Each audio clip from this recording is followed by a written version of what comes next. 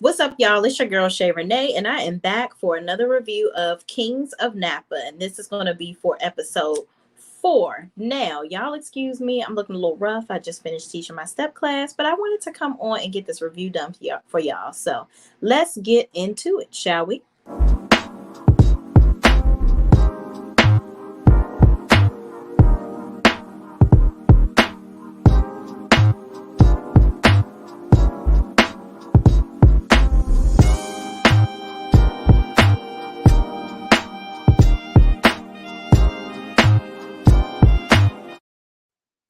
All right, y'all. So this episode begins with Dana having a flashback of him interviewing for a position. It looks like he's getting ready to go into a boardroom.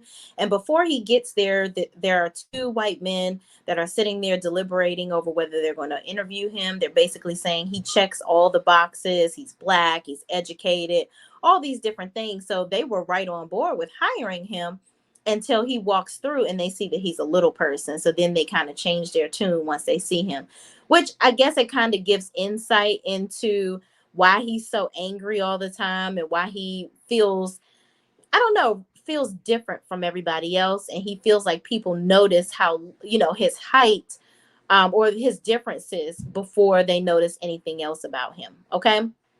So moving right along, he basically doesn't like to be put into boxes. Okay. So in the next scene, Melanie and Dana meet for lunch, and she talks about them connecting on always being the outsiders in the family. And Melanie says she knows how he can get the respect he deserves. So she set up a magazine shoot for him, where he's really going to be the center of attention. He's going to be the one that's highlighted in the family. And she just really wanted to provide him with something that was going to make him feel good, given all the things that had happened about his mom, him finding out that his mom apparently wanted to abort him or whatever the case may be. So in the next scene, August and the family meet for dinner and toast to the new wine. They talk about branding the wine. So they're pretty much sitting there trying to come up with names. And Christian, oh, Christian, always got to be the one ghetto fabulous person that you can tell ain't had, well, he had money all his life, I guess. So I don't even know why this is the way that he's acting. Like, I don't know. I guess it's like, you know what? I don't got to be civilized. I done had money all my damn life. So it is what it is. It's like Christian gives me, I'm rich, but I want to be ghetto. You know how y'all had those friends that when y'all were in high school, there's those people that lived in the ghetto neighborhood, and then there's those people that lived in nice neighborhoods. So the people in nice neighborhoods, they want to pretend like they ghetto. I don't understand why. I want to tell y'all right now, people that lived in the ghetto, they ain't want to be there. So don't act like you one of them, okay? Because they would rather be you in any minute, okay? So what I mean by that, Christian starts naming off, naming off stripper names and rappers that they can name the wine after, and I'm like, really, Christian, really? This where we gonna go? We just gonna go real ghetto with it? And then August suggests the name King's Heritage to basically say that this is going to represent their family and their lineage, and basically how this is going to help the family to take off. So as they're going over the names and trying to deliberate on what the actual name of the new wine is going to be, Dana busts in with a magazine cover telling them about their Aunt Melanie getting him on the cover of this magazine, where he's going to be acknowledged as for his achievements as a young CFO under the age of 40. So Vanessa tells him not to trust Melanie. He says, at least Melanie believes in me. And since no one wanted to support him in his wine selection, he'll do this magazine shoot on his own as well. So Vanessa says Melanie is pretty much only doing this because she wants to get back at her. And here's my thing, Vanessa. Everything ain't about you, girl. It ain't all about you. I mean, these are her nieces and nephews too. I mean, at the end of the day, you are not the center of Melanie's life, obviously. She's very financially successful on her own. She doesn't need you for anything. So everything that she does not revolve around you. So stop thinking that, yes, she did sleep with your husband, which was horrendous. But that doesn't mean that she was somehow doing it because it was your husband. I mean, let's just give it up. So then he tells the family to make themselves available for, I guess, for the interview, because they're going to end up interviewing the whole family. So then in the next scene, Rose brings Dana food and his favorite drinks to congratulate him on his success in his office at at the winery or whatever, in his office. And he's sitting there with a daggone attitude, child, as usual. And he says, "Oh, I'm sorry. Did I offend the knife that you have in my back?" Because she was like, "Why are you treating me like this? Like, can we just can we all just get along?" type of thing. So he's just like, "I had your back and you didn't even have my back." He just acts like Rose is supposed to do whatever he wants her to do. And I don't like that. So he rattled off all these things that he had her back for that he obviously didn't really agree with. And then says, "But you couldn't have my back with this." And she's like, "Because what's right is right and what's wrong is wrong. I didn't agree with what your wine. It wasn't good, basically." And he's like, "Okay, well, I'm gonna remember that." And she's like, "I didn't know we were keeping score." And he says, "Well, now you do." And I'm like, "Girl, run away for the hills." Because here's my thing. I don't want to be in a marriage with anybody that this only can work when I'm kissing your ass or if I'm doing everything that you want me to do. That's just not how life works. And that's daggone sure not how relationships work. So Dana really needs to learn how to control his emotions, because it seems like in every episode he's leading with anger with everything that he does. And it's just getting ridiculous at this point. And I'm really angry at his character. Like, he pissing me off. Okay. So in the next scene, August comes into Dana's office after Rose leaves out, and she's like, "I spoke with Quincy, and I don't think, and we found out it's not the patient that sued Dad." Basically, she's like, because there was a patient that had sued their father that they thought was the possible extortionist, but Quincy assured them that that wasn't the person. So Dana still acts like he got an attitude with her and says, so August says, "I know you're upset about what Auntie Vet said, but you have to open up to me. I'm your sister and I love you."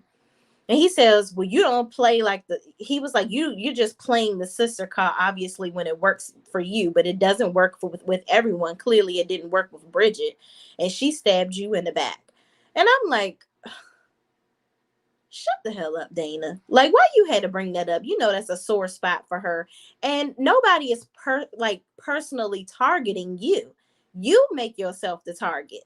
Like, everything has to be about him. Everything needs to be centered around him. You don't want people to pay attention to you because of your differences, but then you want people to pay attention to you because you want people to like dote over you and glorify you because you're so intelligent. Get out of here. It's like I don't know. I don't get Dana, and he's really pissing me off. So Dana says in this family he feels like he's on an island by himself. And he said, "Well, whatever. Okay, I fired the winemaker so leave me alone."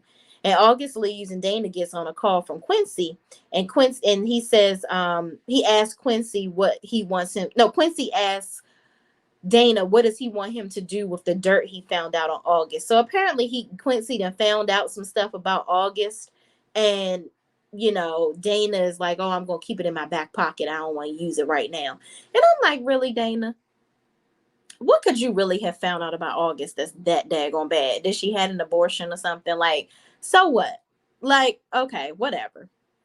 So anyway, Bridget goes to her new job in the next scene and tours the vineyard. The couple that owns the vineyard ends up revealing to her that they're getting extorted as well, because they were like nervous as they're walking her around or whatever, and they're like panicking and seeming weird. They're like, "Oh, just walk around and look around yourself." And then they get nervous and end up telling her, "Okay, we can't hold it in. Someone wants $150,000 by tomorrow." And I'm like, "What?" So they getting shook down too. So in the next scene, Christian is running around the vineyard with some woman and opens up some wine, some one of his little trollops. And then he's over there showing off, talking about how he takes care of the vines himself, just basically trying to glorify his position in the family and him being a part of this whole, lineage of money. Okay. So the chick says she didn't know that he was like the head honcho like that. And that she understands why he buys magnums in the club, which I don't know what that means. I hope he's not buying condoms for everybody, but whatever. So anyway, as they're frolicking in the land of Galilee, Otis comes over and is like talking to Christian like very dismissive, like, Christian, we're over here trying to work. What are you doing? You know, like basically like he Christian daggone boss. And Christian kind of dismisses him and is like, oh, okay, you know, cool, cool, cool. I got you, whatever. So then the girl is like, I don't like the way he talked to you. And I'm like, well, he's trying to put Christian in his place because he over here playing around, knowing good and goddamn well he's supposed to be working and not galloping around here with you, filling on your booty and pouring wine in the grass. Like, what is going on here? This is just giving very ghetto and unprofessional. So then Christian, as this is all going along, he looks at the vines and notices they're dry, and he calls Bridget to ask her what to do about it, and she doesn't answer the phone. So everyone is at the house for the cover of the magazine. The photographer tells Dana he should take a picture with his wife or his mom. And because he's, you know, over there being the center of attention, he wanted all of them there so they could see him taking all these pictures and it's all about him. So he's like, no, he didn't want to take a picture with his wife and his mother. Then he says he wants to take a picture with his Aunt Melanie because she's a worldwide business person and young girls can be inspired by her, not by some random housewife talking about his mother. I'm like, wow, you a rude little MF. Like, oh my goodness. I'm like, how you gonna call your mama a random housewife though? Like, that was wildly disrespectful. Okay.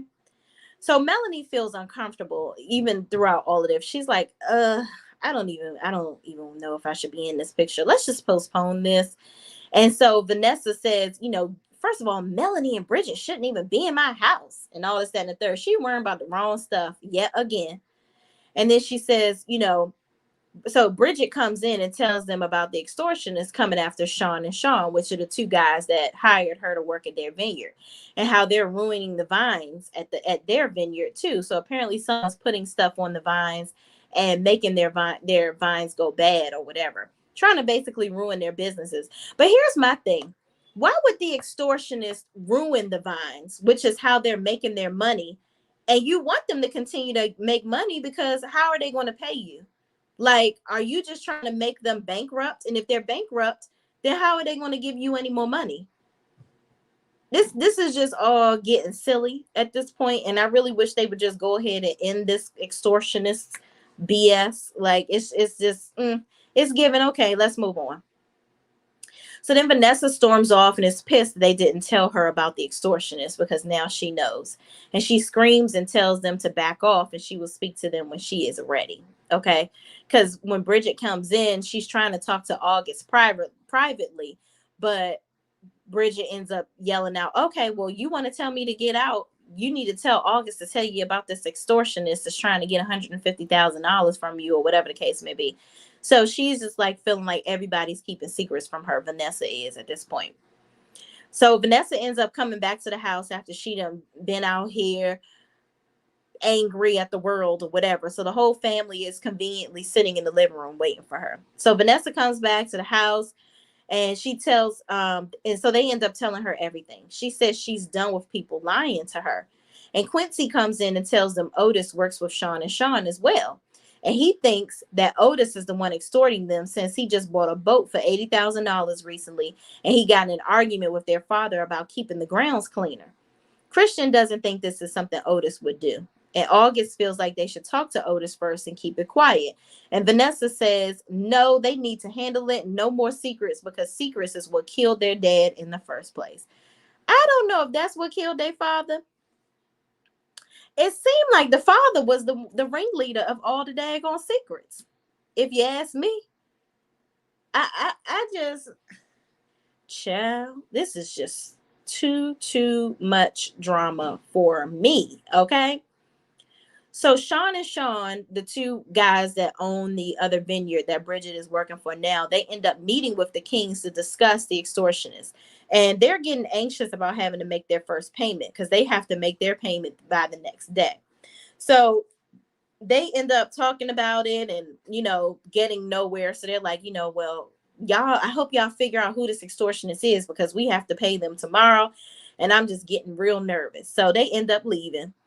And Dana comes in being all stank and nasty as usual. And Yvette says, you need to tells August that she needs to rein Dana in because with her type of management, her management style is not working. It's like he's walking around disrespecting her, and she's like allowing him to undermine her, and she's supposed to be the CEO of the company. Like, you can't be letting him noticeably disrespect you in front of people. And so August is looking like, it's like, I'm damned if I do, I'm damned if I don't. Like, I don't want my brother to think I'm against him, but at the same time, he has to stop disrespecting me all the time. So in the next scene, Christian meets with Bridget, and she shows him the ropes about the grapes. I mean, about the vine. So they're out there working together and whatnot, finally. And so Christian is learning the ropes. So the next day, the magazine comes back to finish the interview with Dana, and Melanie is sweating and looks very faint. So I don't know what's going on with her, if she's been poisoned, or is this something that we're going to learn about in the next episode, because they didn't really tell us what was wrong with her in this episode. So I'm thinking that next week we're going to find out what was going on with her. But anyway, they all sit down for the interview, and they start arguing back and forth on camera because something comes up about Dana and how, I don't know, this whole situation with August or whatever. So the interviewer says, I'll give you guys a minute. Now, mind you, she didn't turn the camera off. So all of the stuff that they're talking about while she walks out the room is being recorded on camera. So it starts off with Dana getting up, start going on and on about this, how this is all about him and how August doesn't respect him. Then Melanie chimes in, and Vanessa says she's jealous of her, only did this to get between her and Dana.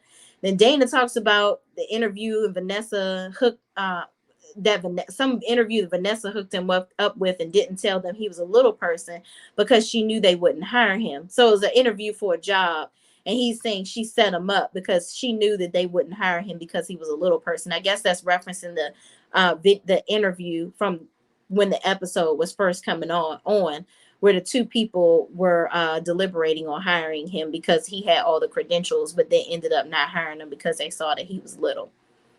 So then he also goes in about her saying that she wanted to abort him, and then saying how she probably is the extortionist trying to get back at them so that she could get back at the father. And I'm like, that doesn't even make any sense. Why would she be extorting money from her own family? It's her money. I'm like, your anger is really out of control at this point because you just saying anything, talking out the side of your ass. So then the lady comes back in, and she's like, the interviewer says, oh, okay, I think we're about done now. We'll go ahead and wrap up. I'm like, girl, you ain't even asked no more questions. Like, I knew she was on some BS. And so Vanessa's like, I don't think you understand. You need to give me this video right now. And she was like, oh no, this is the property of whatever company she worked for. And she storms out of there. I'm like, wow, that reporter got a lot of daggone balls. So Vanessa is leading some wine and paint class, and Melanie walks in and they speak out. Then she ends up leaving out the class to talk to Melanie, telling her, why are you asking her, like, why are you here? What are you doing? And Melanie admits to her, she's like, you know what? The other day when you said that I've always been jealous of you, she said, I have been. She's like, you've always been the prettier one. I was always the thick younger sister, you know. And she said, but now I have all this money and all these things, but none of it means anything without my family. She was like, I love my family, and I never meant to hurt you or whatever. And Vanessa was like, you just always wanted to be me. You want to wear me. You want to be like me. You want everything that I have. And I'm like, girl, she got her own money. And from my understanding, your husband borrowed $10 million from her that she easily gave to him with not a blink of an eye. So I don't think that she's really that jealous of you anymore, sweet tea. Okay. So then Vanessa says, are you keeping more lies from me? And Melanie told her, she was like, I'm not keeping anything. You know, I don't want to keep anything else from you. I know I hurt you enough. She was like, but Reginald had a lot of things going on with him that you really need to, you know, get with it. She was like, he even had passports made for you and the kids so that you could flee the country at any moment. She was like, he's into some deep stuff. And so she's like, how do you know about this? Vanessa's like, how do you know, Melanie? You're lying. She said, check his cigar boxes, girl. That'll tell you everything you need to know, because I am not lying to you. So Vanessa sits down with Dana and I'm sorry. So Vanessa runs into his office, and she scours through the office, and she finds the passports and everything in the cigar boxes, like she said, like Melanie told her. And I'm like, wow. This dude was into some serious stuff. So Vanessa sits down with Dana, Rose, and Christian to discuss the extortionists. She hired more security, and they learn that Otis has a bunch of money in his account deposited in lump sums. The reporter comes in, and they find out that Vanessa called the board to force her to wipe out. Oh, so the reporter that was interviewing them, she comes busting in as they're all sitting down talking about the extortionists. And she's like, you ordered to have my video wiped out and all this, that, and the third. And I'm like, why is she mad about that? And how is she able to just barge into these people's house like this? Anyway. So anyway, Vanessa called the board to force her to wipe out the video footage and about them telling their family secrets, basically. Then she says the story of her wanting to. So then she tells Dana, I will do anything for you to help you. You're my son. I love you. And she was like, that story about me wanting to abort you. I didn't want to abort you because I didn't love you. It was because I didn't want you to have a hard life when I found out you were different. She said, but then I thought about it. You're a king and you're destined for greatness. And I knew it. And look at you now. She was like, I decided to have you because I loved you and I knew that you were going to do great things. And then she said his dad was the one that called and told that company not to hire him because he wanted him to work in the family business. So it wasn't her. So Dana is now overwhelmed with happiness because his mom had his back. And he's like, you did that for me. You called that company and, had them wipe out all that information just for me. And it was dad that did that. And she's like, yeah. She was like, I know this old housewife. She said, I got some pull too.